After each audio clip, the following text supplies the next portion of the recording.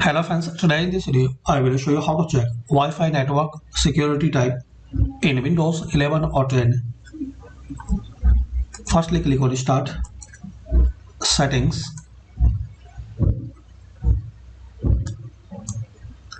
Here guys you have to click on Network and Internet.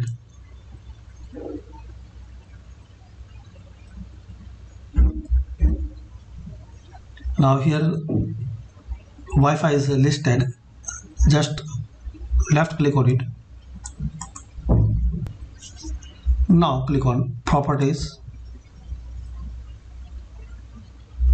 So here guys you will see all information, and here you can check out security type. In my case it's WPA2 personal, so you can copy this information and share and paste where you want. And this is the way guys you can check security type in your Windows 10 or 11 PC.